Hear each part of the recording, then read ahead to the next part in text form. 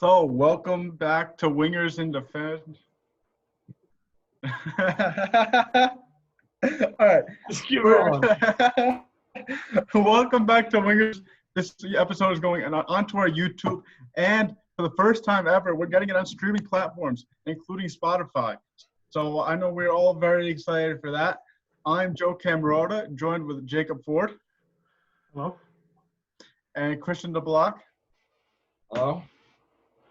And we're going to be here talking about the round of 16 in the Champions League.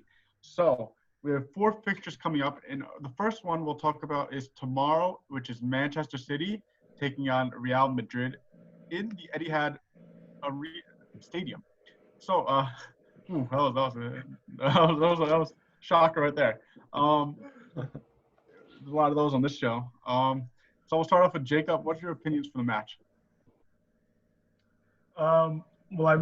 Manchester City going into this game, coming out of the Premier League loss, second place by Liverpool. In the reverse fixture, last time they played in the Champions League, Real Madrid really wasn't able to get a result. Man City played really well in Madrid.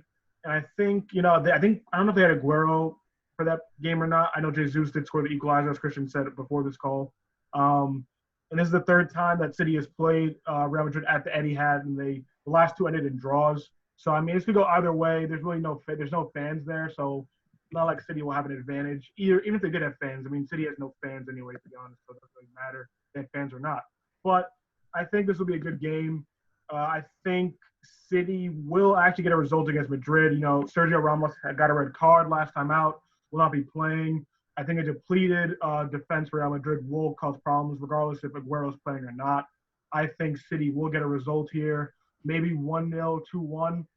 As long as they're up on aggregate, I think they're going to get a result again and win it, and they'll be going through the quarterfinals.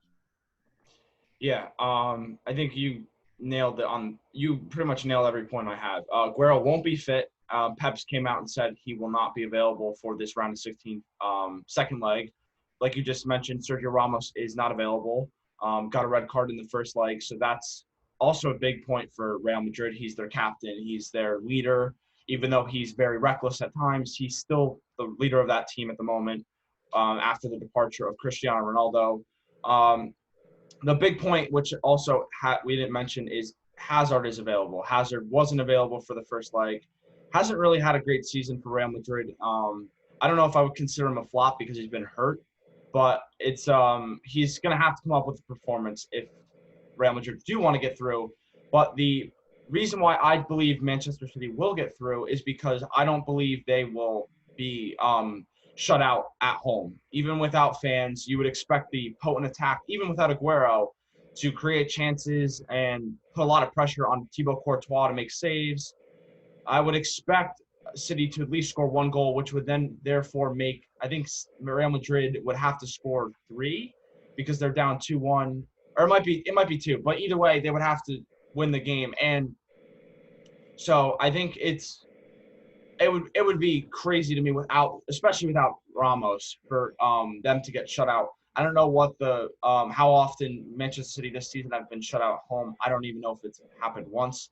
Maybe it's happened once. I don't know, but I think for me, it might be a tight second leg, but I think because Manchester City will score at least 1, I don't think Real Madrid will get through.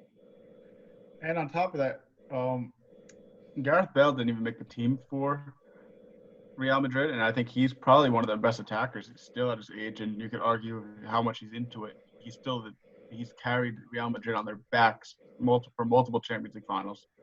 He's probably the clutchest players that they've had in a long time. Yeah, I'll include Ronaldo in that. I think Bale's a little bit more clutch, has been a little bit more clutch in Champions League finals than him. That's not correct, but it is correct. But it is correct. It is correct. It is correct. Streets have been saying that Ronaldo somewhat disappears in Champions League finals, but he has like 4 of them. But he has like 4. Performance-wise. Anyway. He scored blank against Juve. We're talking about Champions League final. He scored a winning penalty. He scored a winning penalty in Champions League final as well. All right, let Joe go. Anyway, I didn't watch football back then, so I'm gonna. Well aware. Yeah, we know. We know. I'm just going off what this. I'm going off what the streets are saying. This is wrong, what the but it's streets all are saying. They're This is wrong, what the but it's streets are all saying. I figured we'll inform our listeners what the streets have been saying, and then give our opinion too. My opinion is that I just don't think that Real Madrid is going to be good enough to beat City. I think City is. I've slandered Pep before. I do think that they have the right winning attitude, and they know they can't just win a League Cup. That's not their standard. They need to win one major trophy, and I mean they're going to go all out for this. Everyone's been saying this is their year to win it. So win the Champions League, and I don't know if they can really get that far with how good Bayern is, but I mean this is probably their best chance with some of the bigger teams like Barcelona and Real Madrid aren't playing as well as they used to. So I'm going to go with a Manchester City advancement, and partially is due to Kevin De Bruyne as well, who's just a stud, and I think he'll slot one into as well. I'll put that in the record. So we'll move on here to our second game that's taking place tomorrow, which is Juve versus Lyon. So back to you, Jacob. Do you have any predictions for this game? Who do you think is going to advance? The aggregate score right now is 1-0 in favor of Lyon. Yeah, I think this will be an interesting game. I mean, Juventus are going to be at home, so I think they can definitely score 2 at home and take the lead on aggregate. But, I mean, I wouldn't be surprised if Juventus can choke this, bottle this. I mean, if Lyon just gets 1 goal, I feel like that's enough for them to just sit back and park the bus against Juventus away from home as well. Obviously, I can see it going either way. I think Juventus will squeak out a victory, probably just get a 2-0 result. I think they're in decent, not the best of form, Juventus. I think they lost to, I don't know who they lost to recently in the Serie A, but I mean, I think Juventus is Juventus. They'll probably win this and move on to the quarterfinals. Well, I think they will lose whoever they play next. But I'm predicting Juventus will win this, but it won't be easy for them. Yeah, it's interesting to see what happens because Lyon are a very depleted team. Didn't do well. They're not even qualified for even Europa League next season in Ligue 1, which is really disappointing for them. Memphis Depay was their talisman, and he's been hurt long term. Now back, which could be a factor of this in this tie. I don't know how fully fit he is. I believe he started against PSG in their most recent fixture. It wasn't in the league. I don't know what competition it was. Not fully familiar with the competitions they play in besides the league in Ligue 1. But it's close. I think it's a lot closer than people probably think. I don't think Juventus has done anything and had a really great year with Maurizio Sarri under all the players they have. They haven't really fully got understood and comfortable in that system under Sarri. It didn't really work. I guess it somewhat worked at Chelsea for him. They really didn't do what they wanted to. I guess they still won the Europa League, which is somewhat of an accomplishment. But really, since Napoli, he hasn't really gotten a fully comfortable team under his system. So that scares me for Juventus. I think that's the concern I have. I don't. Obviously, they still have Cristiano Ronaldo at 35 years old who carry them. If you look, I've watched some videos and stuff on how the Serie A went, and if you did expected points and expected goals for Atalanta would have won the Serie A. So if Ronaldo didn't have his masterclass performances in the Serie A this season, especially since they came back from the restart, Juventus wouldn't have won the Serie A. So that's a concern. But I think, like you just mentioned, if Lyon score 1 goal, this thing gets very interesting. The last time I just looked, the last time that Juve scored 3 in a fixture since the restart was against Sassuolo, and it was a 3-3 draw. And that's a very good team in the Serie A, very attacking side. But that was more than 5 games ago. So every other game they haven't scored. They did clinch the title, so they didn't play their best 11 after they clinched against Sampdoria, I believe it was. So that's the thing I worried most. If Lyon score 1 goal, and that's definitely possible with Memphis Depay, Aouar through the midfield. They have one guy, Dembele, as well, who's highly touted around Europe. It's really interesting. I think I'm going towards Juventus getting a win, a 2-0 win. But man, I'm not fully confident in that because if Lyon score one, I don't think I think Juve's going out if Lyon score one goal. I'm gonna go in favor of Juve here. I think anytime you have Cristiano Ronaldo in a knockout stage game, he's gonna go crazy. Like we've seen, he's a stud. He's one of the best to ever play the game. And you can make the argument that he's the best ever. I'm not because I'm more of a Messi guy, but you can definitely make the argument. I think he's gonna will Juve across the line. I mean, we got my guy Diabala. I'm doing this little celebration here for those on the podcast who can't see the video. Love me some Dybala. He's gonna turn up, and I think we're gonna see a 3-1 victory to Juve. That's my prediction here. I think they're just gonna get it. I mean, they're more informed. The Uber Eats League One ended a little while back. Serie A just ended this past weekend, so I think there's not gonna be as much rust for them. I think that's gonna help them carry them across the finish line. So, moving on. We go to probably, you can make the argument this is the most interesting game of the tournament and of the remaining round of 16 games. It's Barcelona versus Napoli. And I have a little bit of bias here myself, but I'm going to go to Jacob here to lead us off. I'm going to go with Barcelona to win. I think this is going to be at the Camp Nou. Barcelona obviously bottled La Liga. They haven't played really well towards the end of that season. Haven't seen them since then. But I think they have enough quality to get through. I think they'll probably squeak out a 1-0 result. I think they can shut out Napoli. I think Napoli's got a decent attack. Dries Mertens, good players like that, around attacking-wise. But I don't think Napoli will get through, PK, like Ter Stegen. I think they'll stay solid. Barcelona will get a result. I think it's going to be 1-0 probably, and they'll advance. But I don't see them really handling business easily. I think they'll get a result, but it's just by a little bit.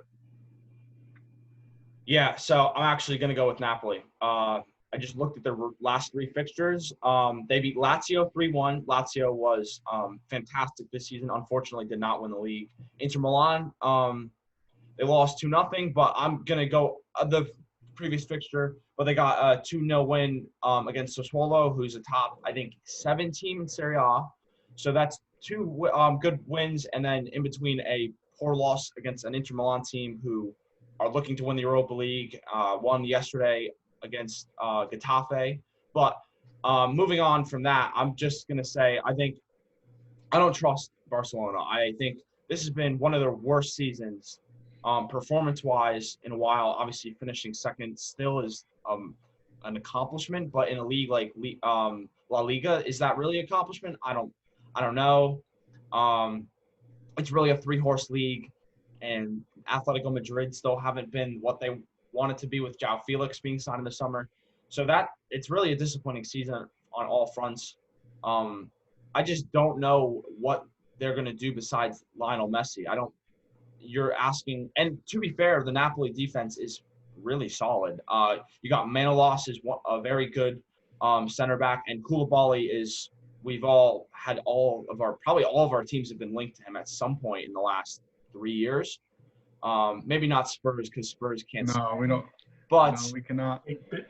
I'm not gonna say anything. I had to take a slight dig at Mr. Deadwood Liverpool guy over here. So let me move. Transfer video soon. Transfer episode soon. So okay, yeah. But I think the Napoli attack is really, really good. I think Dries Mertens is a very, very good striker. Lorenzo Insigne is a really creative winger who can cut inside. They have Chucky Lozano, who hasn't really done well at Napoli so far this season, but you never know. He's done well in big games. Scored against Germany in the World Cup in the World Cup of 2018, so he can score in a big game. Callejon from who's a Spanish winger also. Milik, who's also I think could be linked to Spurs, so we'll give a little look there. But very similar striker to Kane, injury prone, but can score a lot of goals when he's healthy and on the pitch. So that's named 5 guys right there. So that's a lot of problems for them. I worry that Griezmann did score in the reverse fixture, so that is a good sign, but that's a long time ago. That was in March, and Griezmann really didn't play well in the restart. Suarez, we don't know what we're going to get from him. The midfield, we don't know either because you have Vidal. They have Arthur, who's going to Juve after the season ends. I don't even know if he's available to play for Barcelona. I actually don't think he is going to play not. because they pretty much took him out of the team, out of the 23. So I just have Napoli. I think goals are going to happen. I think it's something like 2-1 for Napoli, and I think Napoli's going to get through.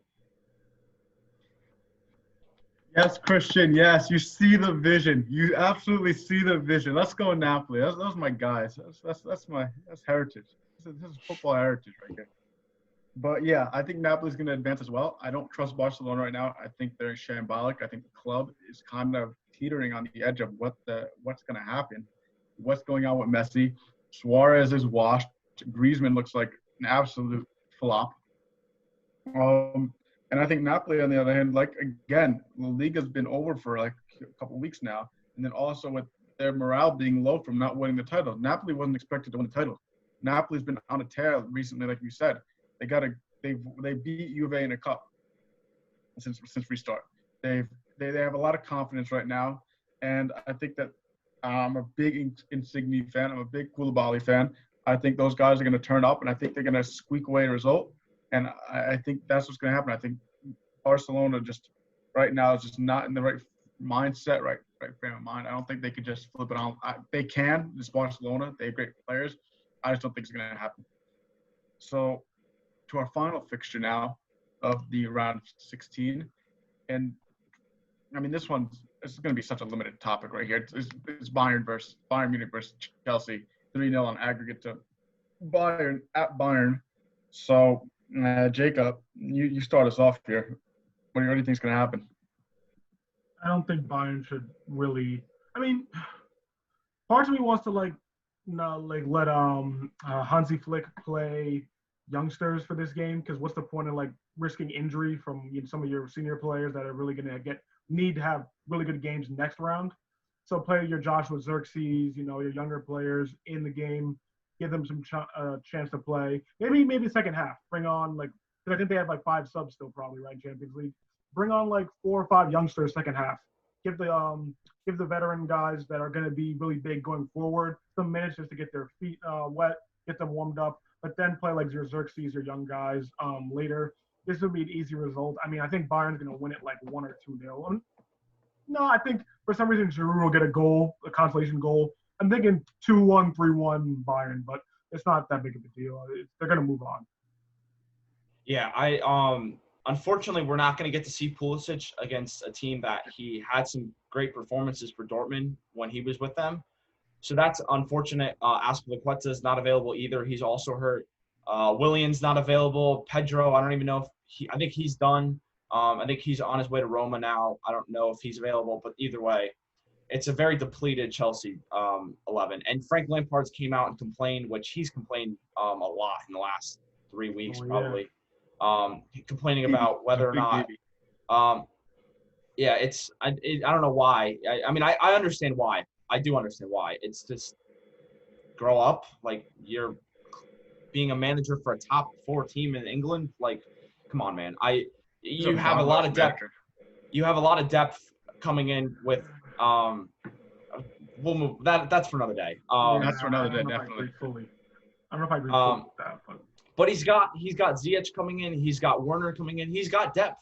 He's coming in. So I don't understand why you're complaining that in a couple weeks I don't even know what it is. September 14th is the date they start the Premier League. Might get pushed back for some teams. So I don't understand why he's complaining. But the matter of the fact is he doesn't have his best player. Pulisic will not be available, and he played him a lot in the last 6-7 weeks. I think he only didn't start 2 or 3 games possibly. So that's unfortunate, even from a neutral perspective for people that support United States men's national team. That's unfortunate. But yeah, like you just said, I feel like Hansi Flick will start a lot of his main guys just because they haven't played in a long time. just to get them their feet wet and just everything about playing a big game in Europe. But yeah, you're looking at a team that's probably going to start Callum Hudson-Odoi, Tammy Abraham, maybe Olivier Giroud's been in good form. I don't even know what other winger they would have. Probably Mason Mount will start on the wing. That's probably my guess. Probably. With the lack of wingers, it's going to be a tough game. I think if Pulisic was available, maybe we get some goals. Maybe things get interesting. I don't think there was any way they were going to get 3 goals and especially with Kepa and their poor center backs especially. I don't think they were going to keep Bayern at home off the score sheet. So they would have to have scored 4, which wasn't going to happen. But I think if Pulisic is available, hey, the guy did it against Liverpool and Bayern, very good teams. He maybe creates some magic and makes things interesting with maybe 25, 30 minutes to go and maybe gets this thing close. But yeah, nothing. I think it's going to be 2-0, maybe 3-1, maybe even 3-0, something like that. Chelsea got no chance. They're going to be preparing to get ready for the next Premier League season. But Bayern are through. Bayern are my favorite with some other teams possibly. But yeah, Bayern going through, no question. Yeah, I agree. I think Lewandowski's about to have a field day. The TikTok maestro is going to be a maestro on the football pitch. He's going to slot some past Kepa or Willie Caballero, whoever Franklin puts in goal. That Chelsea team, oof, they don't have William. William's going to Arsenal. Yeah, be excited, Jake.